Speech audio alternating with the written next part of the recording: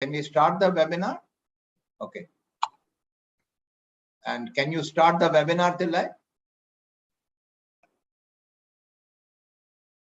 Okay. Good evening, everybody, and welcome to this wonderful evening. The eve of Holi. It's also the occasion we say Holi Dahan. It's a very important part of the Indian mythological, the whole story about Prahlad and his sister Holika and the supreme sacrifice she made when Prahlad was literally put to fire, the fire test by the king, and how Prahlad was completely protected because Holika, she is the one who gave the supreme sacrifice, but Prahlad got saved. And that whole story, of course, it's a terrific story about sisters' love for the brothers, but also the power of the invincible and the power of the seeker, the truth. And I remember somebody telling me that Holi is all about the light that you light up inside. Just like the Deepavali is the light that comes outside, the Holi is like lighting yourself. And this whole festival of colors is such an important occasion, the spring that comes after the long winter. So if the pandemic in the last 2 years has been the long winter, it's now the spring of hope that's bringing smiles to everybody, a new hope. And therefore, it is such an important part today as we go into the spring season to welcome Anjali, who from the very first day I met her, she had this eternal feeling of enthusiasm, and she created space and held space for people to smile for no reasons. And it's such a wonderful gift to have. So Anjali, you are an exceptional colleague, friend, almost like family, and to welcome you this evening gives me a lot of personal happiness to welcome you this evening. So thank you, Anjali, for coming today.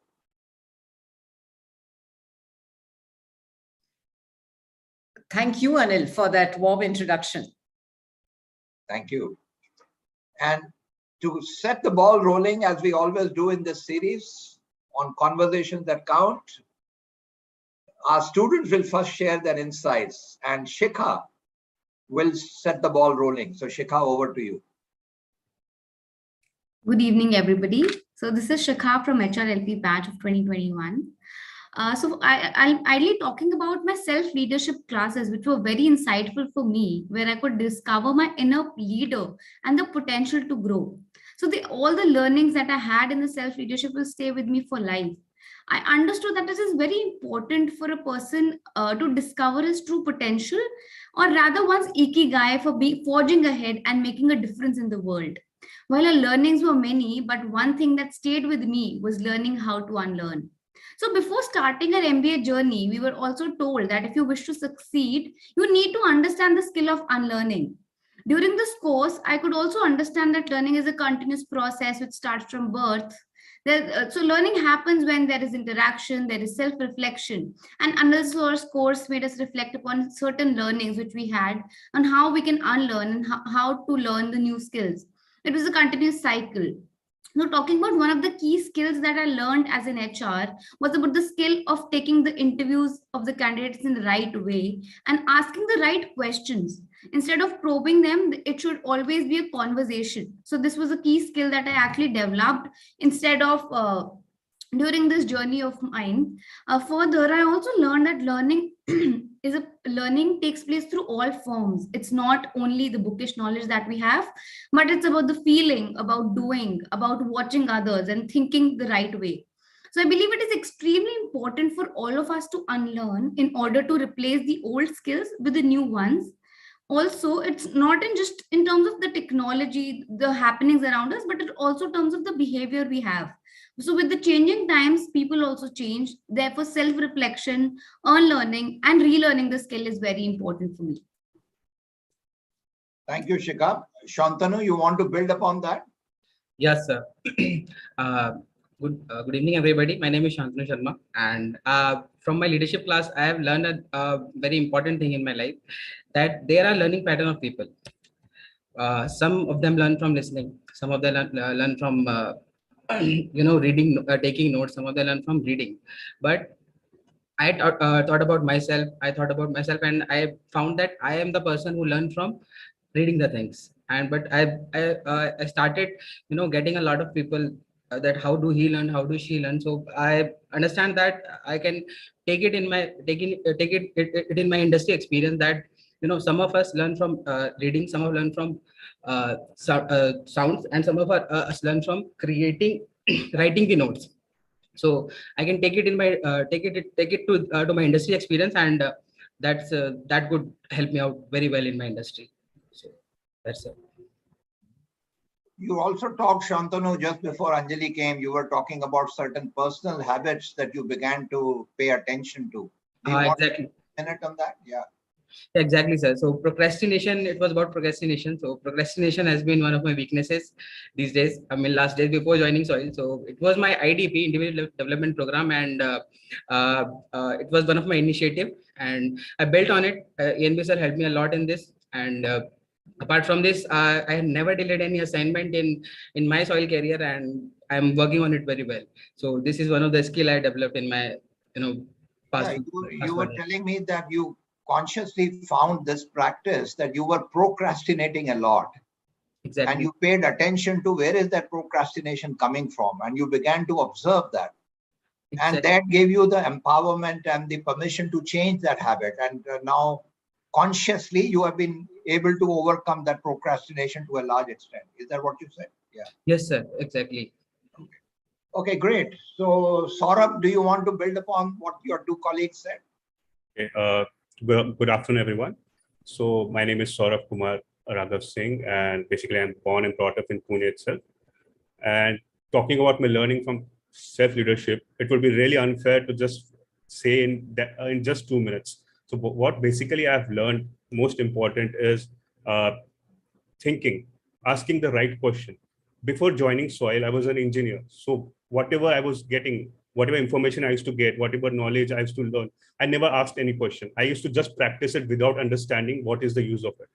But when I came to Soil, I came to know, I learned about this critical thinking and deep learning. So I came to know that prior to joining Soil, I was just doing surface learning. I was just mugging up it and writing it, nothing, no deep learning was involved. But after joining Soil, and I'm very happy that we had self-leadership at the starting stage. So I was able to implement that deep learning and critical thinking in my learning process. So if I say 1 year back, I'm where I am, and now where I am at the moment is a vast difference is there, because now I'm also learning and also understanding how and where I'm going to use it. So I'm also asking each and every information, like whatever learning I'm getting, I'm trying to understand where I can apply it.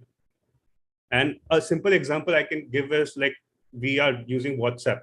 Most of us, we are using WhatsApp, and most of the time we just forward the messages without understanding what is it fake, or it is some random information.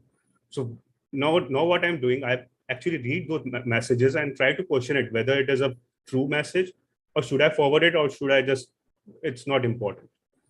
So also I learned about empathy and biases. We all, if prior to this, when we were learning, we used to just add on our biases. And when here, I came to know what is my biases and how can I avoid it in learning. So these are my main learnings from self-leadership. Thank you. Okay. And, Shivam, would you like to build upon that? Good evening to everyone. My name is Shivam, and I will be talking about the learning of critical thinking and the learning objective.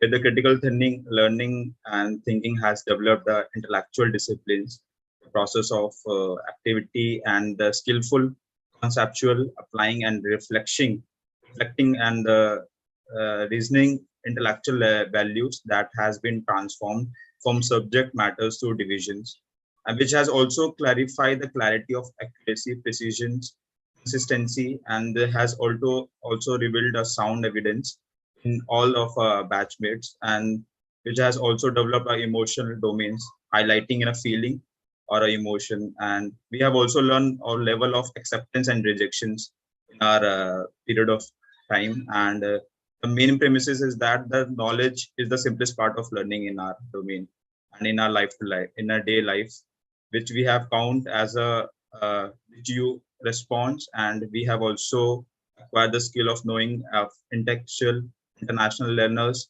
We also we had a very different domain of learning with the people to people. We unlearn first and we relearn in a most of the domain.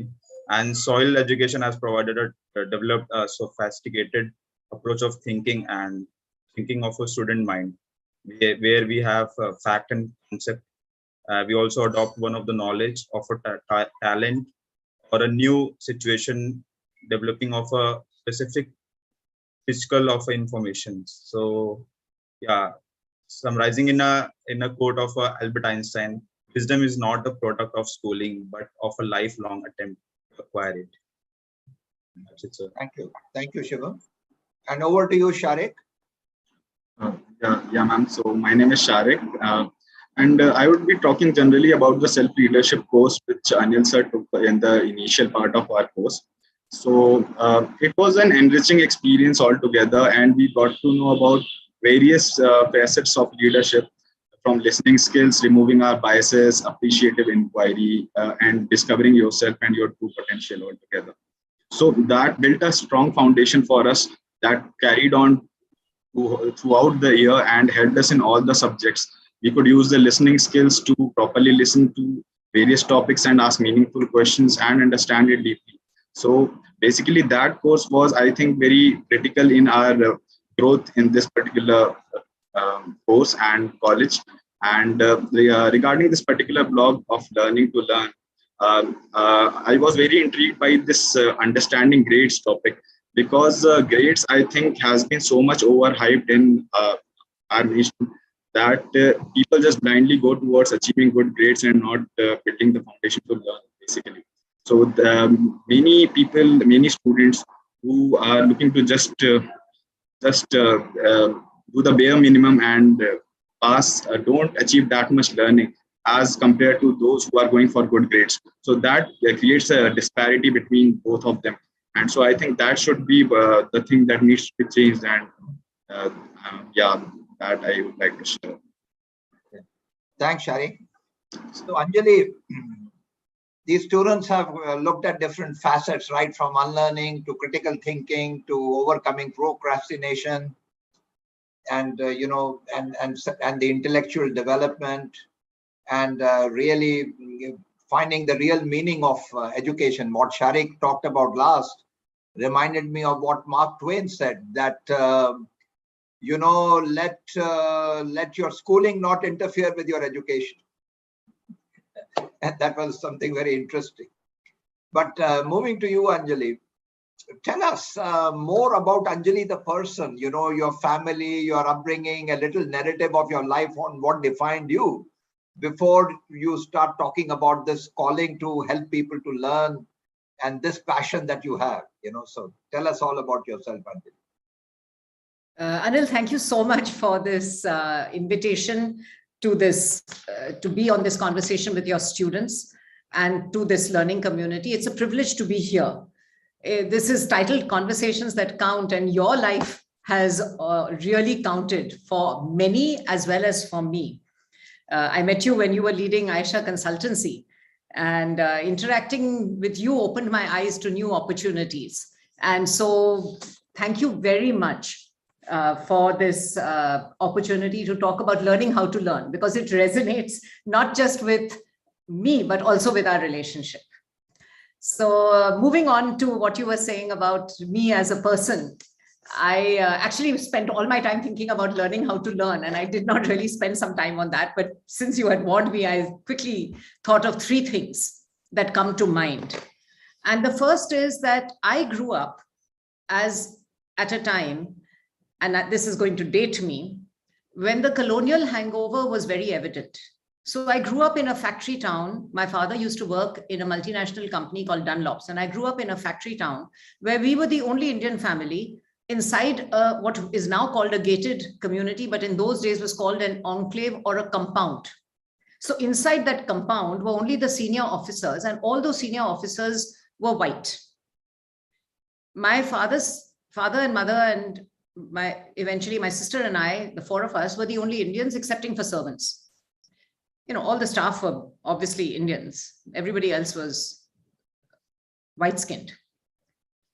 And that colonial hangover created obviously an unknown bias in me, you know, an unconscious bias in me. And Professor Gauranga Chattopadhyay at IIM Calcutta, whom Anil knows, he was a very famous professor, God bless his soul.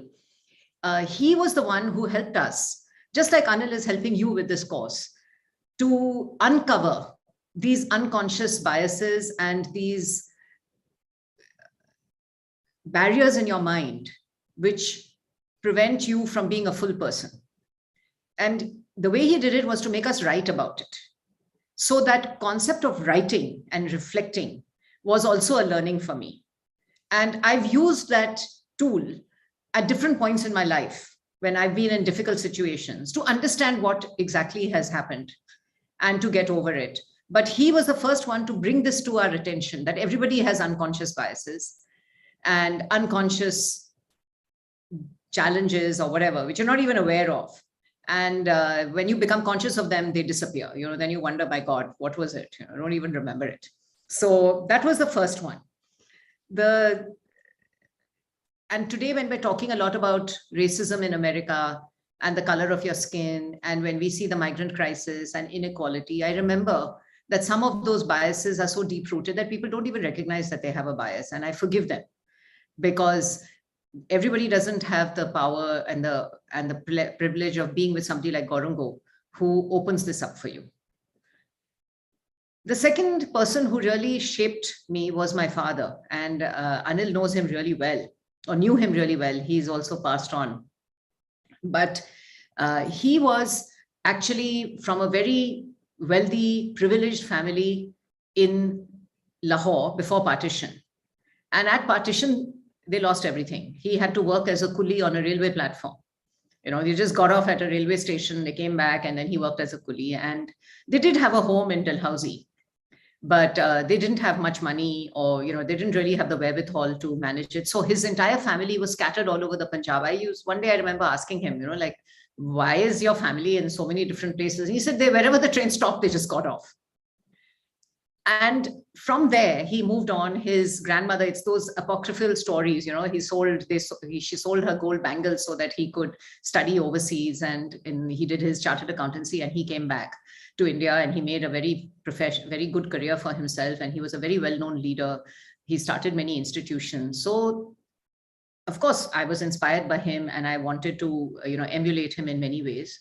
But he did not let us be. We were the only two girls in a family which had a lot of boys. But he did not excuse us and typecast us as women and in genders.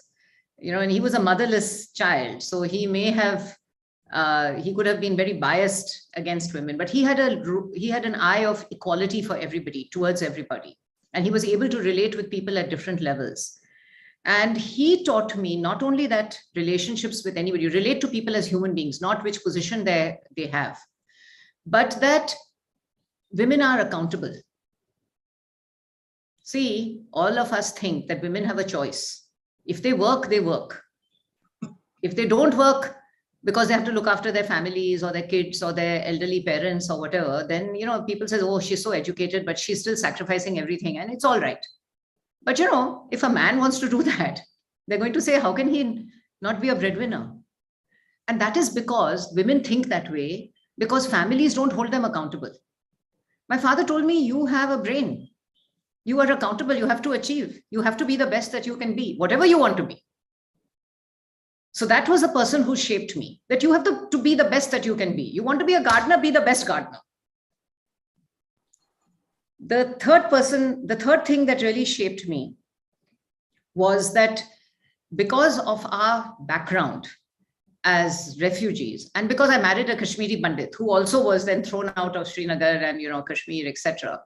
This whole concept of having no roots. Everybody says, even the government of India says, we'll give you certain money if you go to your hometown. Where's my hometown? I could never claim my hometown because I didn't have a hometown. So I searched very hard with my husband to create a hometown. And now Dalhousie is our hometown and to put down roots. But now as we see this migrant crisis and this refugee crisis, and, a lot of conversation about the fact that these are economic refugees, these are economic migrants, they're going for a better future. I think we have to understand that being rootless and not being able to go back to not having a hometown, or the other way, that all of us who are privileged now to have a hometown and to have roots are very privileged. So this has also shaped me.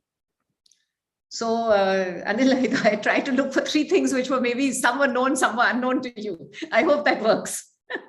Wonderful. No, very, very nice. And of course, your father, Raj, what a wonderful man that, not only my own father's name was Raj and, Yog Raj, but I found the same common thing. Both of them also came from Lahore. I found the same genuineness of loving kindness and a big heart. And, and that's, I think, something that you and Anu and others have inherited, that big heart and that spirit, the joyous spirit of hosting people in that full-hearted way that you have done. And with Ishan, does it so well with you as well. Both of you have that generosity of opening your hearts and opening your space for people. So thank you. Now, to help us to learn about your fascination about learning, you were in a bank and a lot of other colleagues of yours like Naina Lal Kidwai, for example, chose a different path. And there were others who chose a different path. And you chose to get interested in learning and in also when you went to Citibank. I remember once asking you, what has taken you to the job of the Chief Learning Officer and what makes you very happy doing this? And why not, like some of your other colleagues, head the bank, head whichever part of the bank and make lots of money. But there was a part of you which chose this path. Tell us, where did that come from? I think firstly, you do me too much credit to think that I chose it. Anil, we started our careers at a time when you did whatever job you got because you were so lucky to have a job. And then you did whatever role you got because you didn't want to leave the place that you were. So one was that. But there were 2 defining experiences that helped me understand what my true passion for work was. One was I was given at the age of 32, I held a very large job at ANZ Grindlays Bank, which was the bank where I met you at Aisha Consultancy. And at ANZ Grindlays, I was the head of HR for South Asia, which was, and I was part of the managing committee. My colleagues were all 55-year-old, 54-year-old men. I was the only woman and I was the youngest. And they were so unused to having a woman at that level that they would, when they disagreed with me, when I put forward a point in my enthusiastic way, which they did not like, they would shout at me using the names of their wives or their daughters, because they had no relationship with any senior colleague who was female. So you can imagine in that context, what a powerful job it was. And I was able to give people promotions and salaries, and I was able to transform the salary structure. In those days, there was a lot of discrimination for women. We don't see it, but even if there was a husband, firstly, men and women were not allowed to marry if they were in the same bank. And then if they did get married, only one housing loan was given, and that housing loan was given on the man's entitlement, even if he was in a junior position to the woman. So these were some sort of, very stupid policies and practices which had been implemented. By having a seat at the table, I could change those things. I could point out that this was unfair. And to do them justice, the minute they realized it was unfair, they changed it. But you need a seat at the table to be able to show this. So it was a very powerful job. And, I was known across India, across South Asia, I was known. I was traveling to Nepal and Sri Lanka and Bangladesh. But I was very unhappy. And I learned that the job, I was unhappy because I was a service-oriented person. All my job, I had handled, all my life I had handled branches, run departments. My job was to say yes to customers.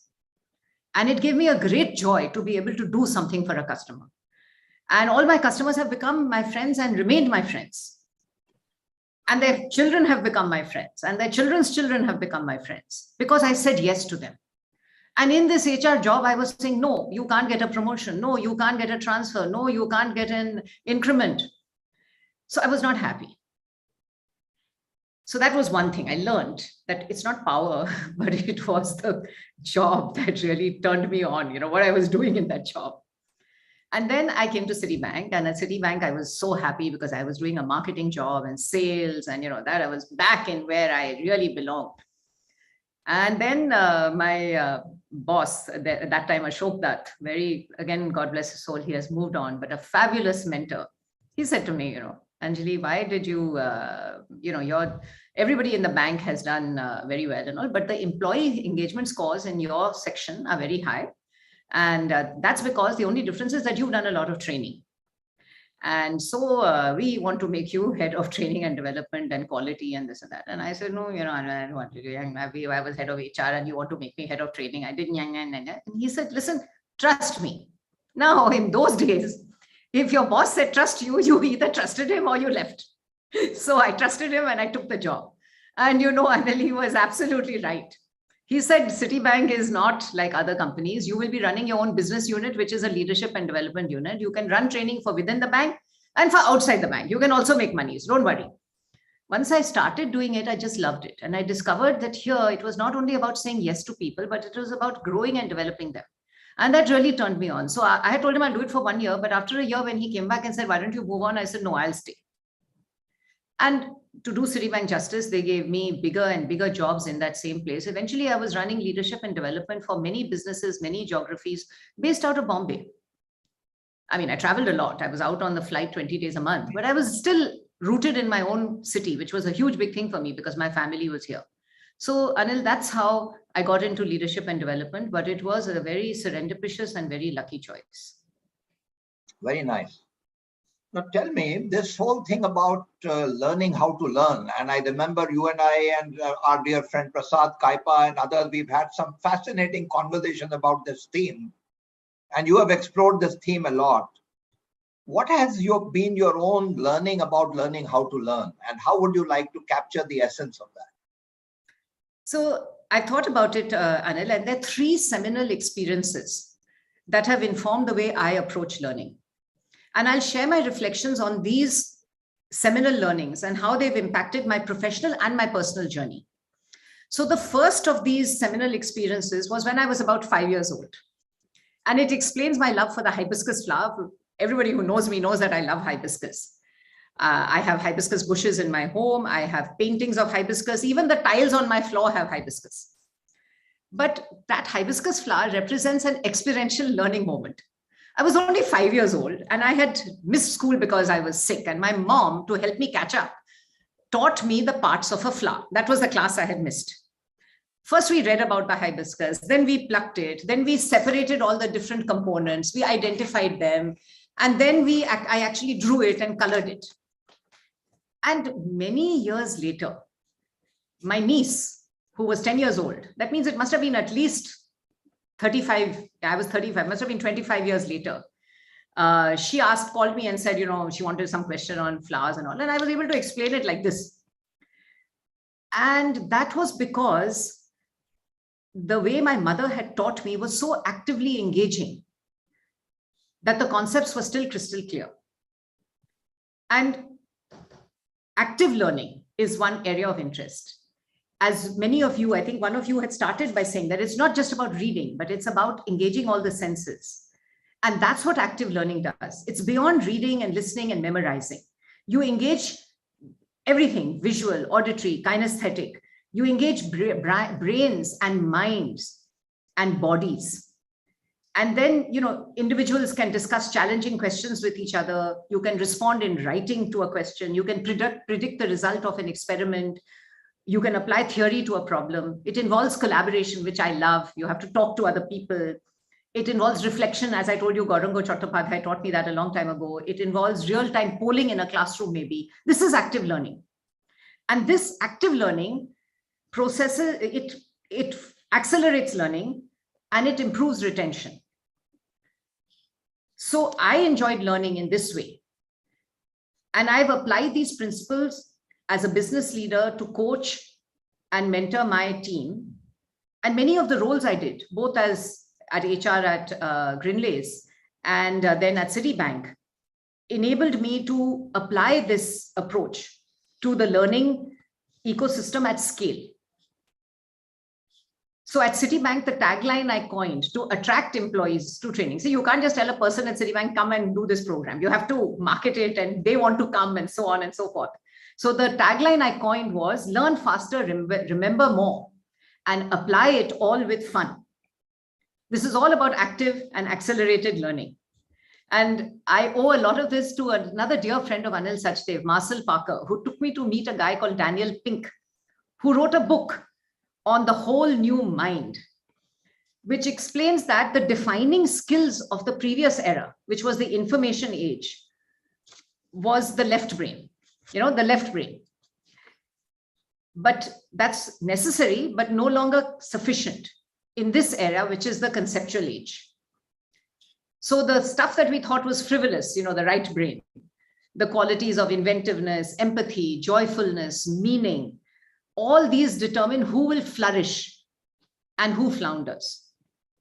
So basically, we need to use our whole brain in this area. And in my area of well-being, which I was talking about right at the beginning, flourishing is a part of that well-being. You need the whole brain, the left brain and the right brain. So that was the first experience with the hibiscus and that interactive, immersive, active learning, which I then used and applied all through my life, even when I was a manager and even when I was doing training and when I continue to use it. The second seminal experience, should I continue, Anil? Yes, please. The second seminal experience was not a short thing, it was 3 weeks. And that's when I saw a caterpillar first eat a bunch of green leaves, then wrap itself into a cocoon, and 2 weeks later, it hatched into a butterfly. You can see that I obviously grew up around a garden, so I had the opportunity to see these things. But this caterpillar, actually, we caught and placed in a box with the leaves and all that, so I could see the whole process through it. And I learned by looking at that transformation of a caterpillar into a butterfly to embrace the opportunities that come with change. I realized that one need not be worried about change. Unless you embrace the change, you cannot grow. And in my own life, I've moved schools, I've moved cities, I've moved organizations, I've changed roles. In Bombay, I changed 9 homes in 12 years, effortlessly. So you have to come out of your cocoon. You have to leave some of your past behind and be open to new opportunities. And again, one of you had mentioned that this was, I think, Shantanu, who mentioned that you have to leave some of the stuff behind. So that's a great second thing. And this understanding that you have to move ahead has stood me in good stead. I've always had a sense of adventure. Sometimes my husband tells me, Ishan, that I'm too adventurous. And sometimes my sense of adventure gets me into trouble. Because sometimes once I climbed onto a mountain bike when I can't even ride a two-wheeler very well. But embracing new opportunities, embracing new roles, embracing new thinking, embracing new ideas, embracing new experiences, being curious, asking questions is an important aspect of learning how to learn. And because I'm a curious person, I do ask questions and I'm willing to evaluate new ideas without too much skepticism. I don't have a skeptical voice at the back of my head, which says, oh no, this is not true. So of course, that fake WhatsApp business, I totally agree with. But I tend to first evaluate stuff, keeping an open mind. And that sense of curiosity, that wide-eyed positive view, that sense of wonder has helped me shift from being a literature student to business education, from working in a bank tallying accounts to running business units, to leading human resources, to leadership development, and eventually to shifting professions completely from banking to education, which is where I'm now with Harvard Business School. But to move ahead, you have to be willing to leave some bits of the past behind. The caterpillar has the courage to move from being an insect, which lives close to the ground, to being a winged insect, which flits from flower to flower. And similar to that butterfly, which flits from flower to flower, I like to sip from many flowers. I like to learn about many things and spread some pollen as I go along. And that's why this job, my current role at the Harvard Business School Research Center for South Asia, suits me. because it gives me the opportunity to interact with the best thinkers in the world.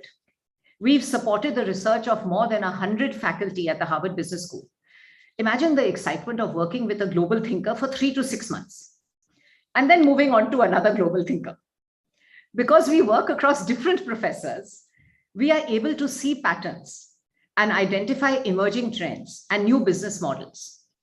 For example, one of the models we identified early on was high tech, high touch, and affordable business model, which we saw in the Devi Shetty-led Narayan Hrudayalaya Hospital. And now we are seeing it across industries.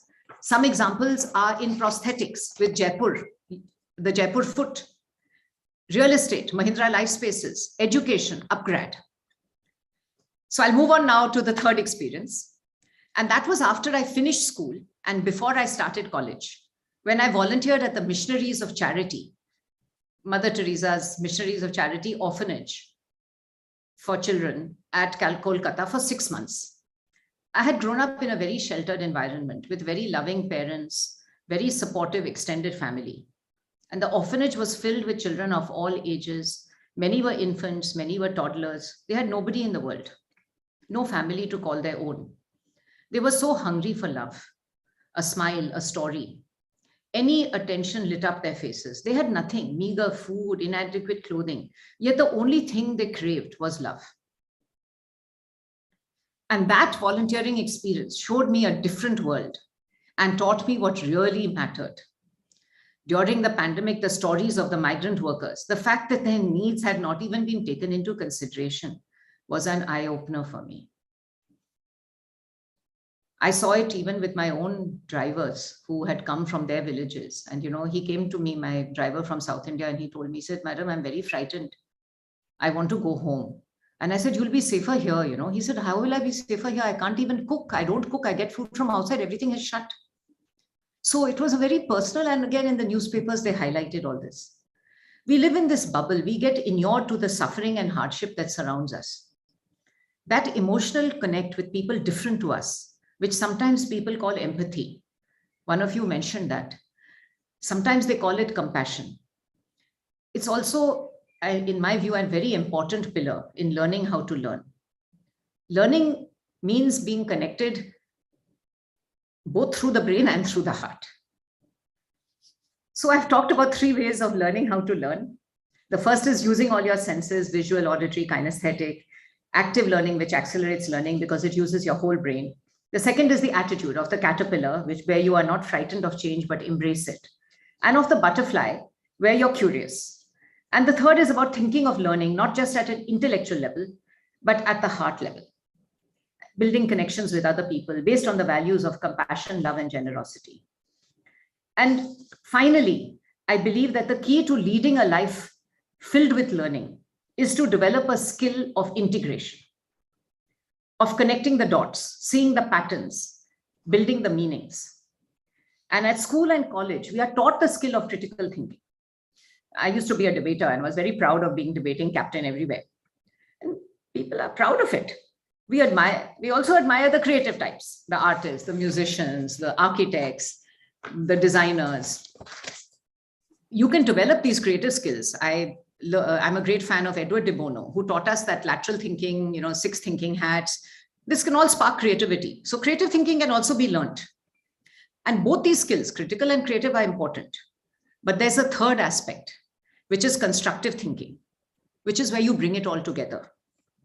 So an example is, and this was actually taught to me by Anil and a colleague of his, a friend of ours, a long time ago. A lady has to bring water from the well to her house, but the pot is broken. So what can she do? The solution of mending the pot uses critical and analytical thinking. See what's broken, mend it. Hanging pots onto a pole and carrying many at once is about creative thinking because you're making things better. Or you could let the water pots be broken and water all the way, on the way to the house. That's also creative thinking. But piping water into the house from the well, so you don't need to visit the well at all, is constructive thinking. You look at all the stakeholders, you look at all the aspects, you craft a solution designed to meet the needs, not just to fix something that's broken. People now call this design thinking. It's got many words. So what I would say is that some people look at only the data and analyze it. Some people look only at the big picture. But if you look at only one aspect, obviously the way you process it and the solution that comes out will be limited. In constructive thinking, what you learn is to take in as much as you can. You open the funnel. You speak to others. You listen to others. Deep listening, as you were saying. That is, you ask the right questions, as somebody had said, that you have to do that deep listening so that you can ask the right questions. And you take in their perspectives. And when you're able to do that, then the solution that comes out is likely to be a much better solution. You know, I learned this from Edward de Bono, but I also see this applied in the Harvard Business School classroom. In the Harvard Business School classroom, through the case study discussion, you put yourself in the shoes of the protagonist and you choose a course of action based on the data in the case and the views and experiences shared by your fellow classmates. There's no right solution. Whatever the context is, you know, the solution may change based on the context, based on the time. So you build the ability to look at something from another person's perspective. And in the classroom, the professor, who's the master facilitator, draws on different insights from your classmates, 80 of them. And in a short 90 minutes, you see so many different perspectives about what is the solution to this complicated problem, that the experience is transformational. So this is integration of thought, which is very important, I believe, in learning to learn. But another important aspect of integration is to collapse the walls between personal and professional. To integrate purpose and passion into your life, not just into your work. I'm going to relate an anecdote here. When I became the branch manager of the ANZ branch at Breach Candy in Mumbai, the walls between my personal and professional lives disappeared. My daughter was in a little school next door. After she finished, she would come over to the branch, meet my colleagues and all my customers. In the evening, she would come and play at the branch. The branch was designed like a living room with carpets. I used to play music. Jagjit Singh was my customer. He used to give me his cassettes. I used to play his music. I used to lay out recent magazines. I would serve coffee. It had a small art gallery where I showcased the works of talented but unknown artists, crafts from NGOs. In the evenings, the branch used to host plays or musical evenings by talented but unknown youngsters, many of whom, like Rahul Dukuna, went on to win many awards. We would host parties for the customers as well. So my professional life, which was my customers and my colleagues, and my personal interest in art, music, theater, and children, all came together. And that integration was powerful and made me very happy. These were small-scale experiments in a contained branch, but when I joined Citibank, it provided a platform where you could scale the change that you wanted to make at an unimaginable level. Citibank taught me how to create impact at scale, but it was Anil who taught me the techniques. I attended a workshop with him at Anand, which is where the Amul factory is. I learned that there were techniques and processes called the large-scale interactive process by which one could catalyze change at scale. And Citibank gave me the opportunity to put those learning methods into place, not only within the bank for sales staff and service staff, but also for the community. I've worked with the Bombay Municipal Corporation and citizens groups to catalyze public participation in waste management, in the creation of gardens, beach cleanups, composting, recycling. And an unexpected reward for me was that many years later, when we shifted to a flat in Colaba, remember I told you we shifted 9 flats. Initially, the view outside that flat was of a rubbish dump. But by the time we actually moved in, I could see a garden being put up. It was that citizens group that I had worked with and the Bombay Municipal Corporation, which had taken over the space and was making a garden. And I thought to myself that some of these things take a long time to happen, but they do work out. And, nowadays, when I walk in the garden with my granddaughter, it gives me so much joy. And in my role at Harvard Business School, this has continued. I had a love for history, and I got involved with a project called Creating Emerging Markets, where we document business we interview business leaders and how they saw the world, over the last 70, 80 years, and people like Ratan Tata, Keshav Mahindra, Adi Godrej, and so on. And what amazed me was that these nation leaders, these best known nation leaders, people like Pratap Reddy, Rahul Bajaj, Ratan Tata, all of them speak more about purpose than the business they are engaged in. So I think integrating your life, integrating thought, integrating your purpose and passion, but integrating it into personal and professional life together so that you lead a holistic life.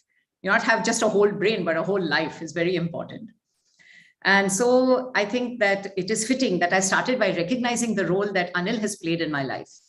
And that I end by acknowledging that Anil epitomizes for me this integration in his own life and in his intersection with mine, where he has moved from being a professional acquaintance and a mentor and a guide to being a dear family friend. Thanks a lot, Anjali. Thank you very much. What a loving way to, tell your story. But there are already a lot of questions are bubbling up. And, of course, Pradeep Malik, our common friend, is listening to us, and he very lovingly talks about the time in the Breach Candy branch where you were the branch manager, where you endeared yourself to all clients. So there he is. Pradeep is currently with us. And, so one question is being asked by a young person, Soumya Gaur. She's asking that, you were head of HR and then you moved to marketing. She's asking a question. Would you recommend that to others? Should we, prefer marketing over HR at some stage? She's just very innocently asking that question. So what's your response to that? So Soumya, I think I would correct you. I was basically a banker. So I was a sales and marketing person for many years before I was given the opportunity to lead HR. When Girija Pandey, who asked me to join the HR unit at ANZ Grindlays, he said, Anjali, I want you to do this HR job. And I said, why? I'm a business person. Why do you want me to do HR? And he said, you grumble so much. Now you come and fix it. So I moved from being a business person, a branch manager, a leader of a business, to working in HR with Grindlays. And then when the opportunity came up at Citi to go back into sales and marketing, as I told you, I did what I had to do at HR. I changed, I did this, I did that, but I was unhappy saying no to people. So when Jerry Rao came and told me, I said, Jerry, he came to see my branch. Oh, all my Citibank customers, all my friends, all my personal friends, he told me, are banking with you. I've come to see your branch to understand what is it in this small little place that is attracting my personal friends. So after I showed him around the branch and all, I told him, Jerry Rao, am I not the right person? So he said, Anjali, you are the right person in the wrong place. And a couple of years later, or 4 years later, when he saw that I was unhappy, he offered me a job at Citi. He said, in Citi, you will be in the right place. And because I was uneasy, he actually flew me to Singapore to meet Rana Talwar, and he showed me what consumer banking is. So I then shifted into sales and marketing back as a product head at Citibank. And then 2-3 years later, Ashok Dutt told me, go back into training and development. So I think, Soumya, the answer is, it is not, is this right? Should you switch? Shouldn't you switch? It depends on the role. It depends on the context. It depends on your time in life. After all, there was a very close friend of mine called Anjali Bansal, who was the head of Spencer Stuart. And she was my mentee and she was my daughter's mentor. And she was talking to me about this job at HBS. And, about half an hour into the conversation, I suddenly said to her, I said, are you asking me for advice or are you pitching me the job? And she said, I'm pitching you the job. I said, but I'm very happy at Citibank. Why are you pitching me the job? And she said, because you are no longer, you have outgrown Citi.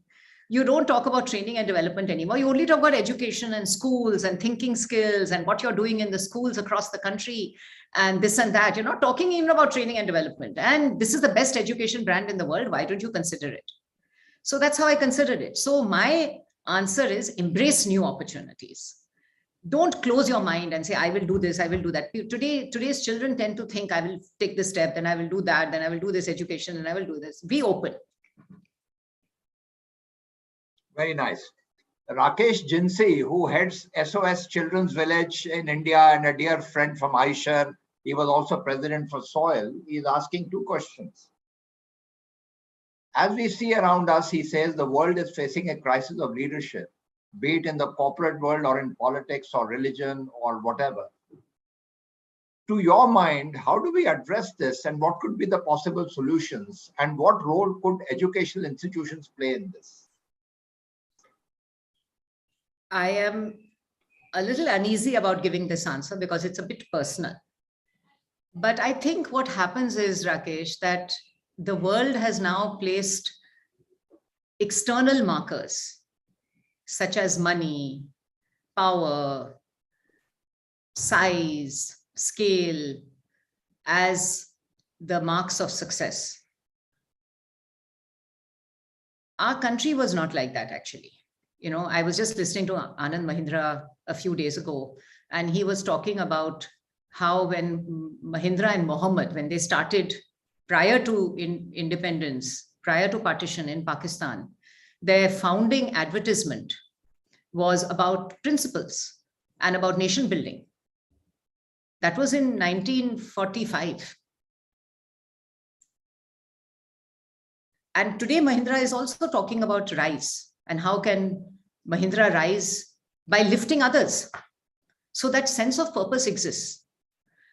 But that comes from individual leaders and their ethics and their sense of integrity. You have to recognize that happiness comes from within. We are all a reflection.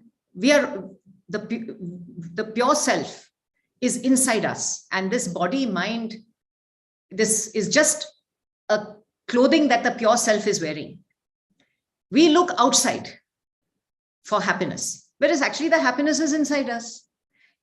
It's like if you see the sunset reflected in the sea, or you see the sunset reflected on mountains, it's beautiful. But when you turn around and see the real sunset, it is more vibrant than the reflection. So when we look at external markers and we try to keep up with the Joneses and try to keep up with everybody else, then we lose our way. And I feel that educational institutions, we say that we are a secular country, and so therefore it's become fashionable not to teach anything related to religion. I'm not saying we should teach religion, but we all grew up learning values and principles in the classroom. We were all taught. It was called moral science. And we don't need to teach this religion or that religion. But the essence of all religions is the same. And being secular does not mean not knowing anything about religion. It means knowing all religions and understanding that they are the same. So I think that educational institutions have a very important role to play in building these principles from the ground up. Thank you. Shantanu, you are asking a question here. You said that, many people who have you have come into contact with have suggested that every 3 to 4 years you should move on to new roles. And you are saying Anjali has worked for 41 years and in 3 organizations altogether. What is her motivation in staying for comparatively long in one organization? And that can be asked for people like me who stayed in Aisha for 23 years as well. So Anjali, where does that come from? It's a different age. It's a different world, Anil. My father stayed in the same company all his life. Only at the fag end of his life, he moved to Shaw Wallace. And in those days, when I joined Grindlays, it was with the understanding that I was choosing it for life because you could not shift. You had no options of shifting from one bank to another. So I chose Grindlays over other banks because it had a large franchise in India. And I was coming from a family that I was a patriotic Indian. I never wanted to migrate. I never wanted to leave my own country. I'm very proud to be an Indian. So I chose a company that would give me scale and allow me to grow, thinking that I was going to be there for my whole life. But things changed and I shifted. And I shifted roles, I shifted companies, I shifted organizations. Today's children have so many more opportunities. So I don't think there's any right or wrong answer. I stayed because I was happy. And as we reimagine the workplace today, this pandemic has shown us that the old way in which we looked at work has gone. People are saying back to work, back to work. I mean, I'm saying, what do you mean back to work? I'm working. I may not be working in a physical office, but I'm working much harder than I worked. I work until 12 o'clock at night because since I'm not traveling to Boston, I have to keep Boston timings. So we have to reimagine work. We have to reimagine workplaces, and we have to reimagine what will keep people engaged. And if it is not engaging, people have a choice, they will go. That's why we have this great resignation, which is being described, and so on. So I think it's a lot is dependent on leaders, and it's also dependent on youngsters. And Pradeep Malik is resonating with the wonderful way with which you are sharing with your whole self. And, he is underlining curiosity, integrated learning and integrated living. And, so he's also emphasizing that. And also we have many other wonderful comments.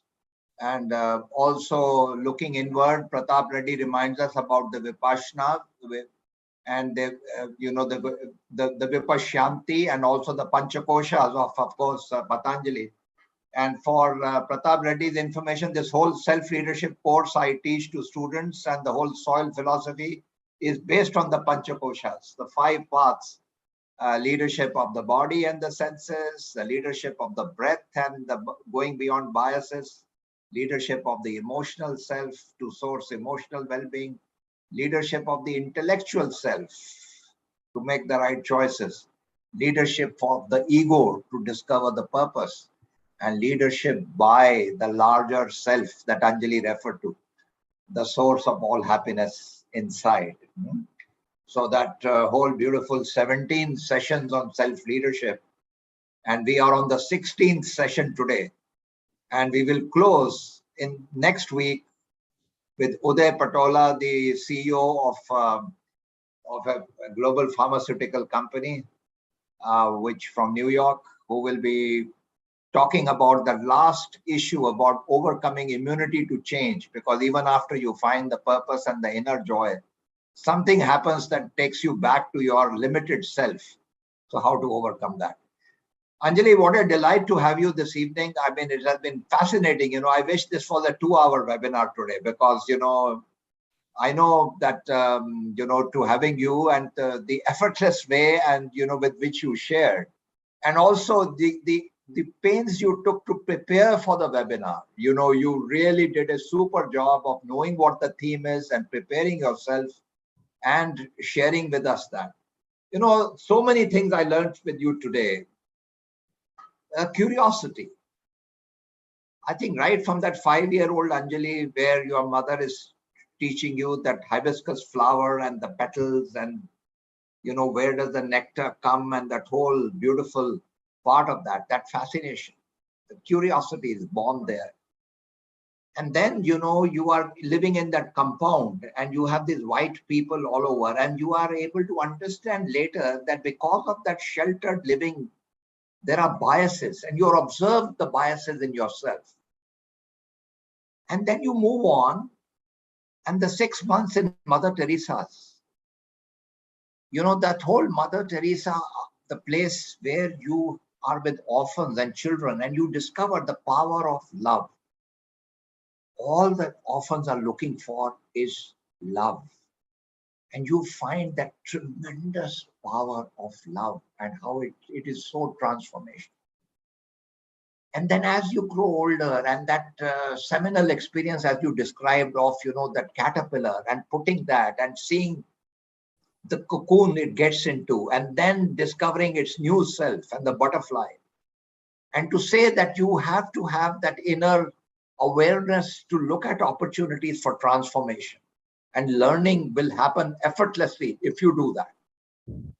And then also realizing that there is a place for the whole mind, that this is not just to talk about an intellectual left brain oriented thinking, but the whole integration of emotions along with all your senses and the power of your intellectual mind. When all are coming together, then amazing things begin to happen. And I think the most beautiful thing you said today is that this integration between the body, the mind, and the inner witness, and also all facets of your life. And the wonderful example, I was not your customer in Breach Candy Branch, but the whole evenings were coming alive, the music, the local magicians, the local singers, the artists, and because you were making your customers friends, and the amazing ways in which you did that was something very, very remarkable. Anjali, you lead a full life. You touch everybody along in the process. You always find excuses for a celebration of creating a sense of circle and community around you. And thank you for who you are, and thank you for the gift of your sharing today. I'm sure all our students and everybody on this who have listened to you today will remember this evening for a very long time to come. So thanks a lot, Anjali, for coming today. Thank you.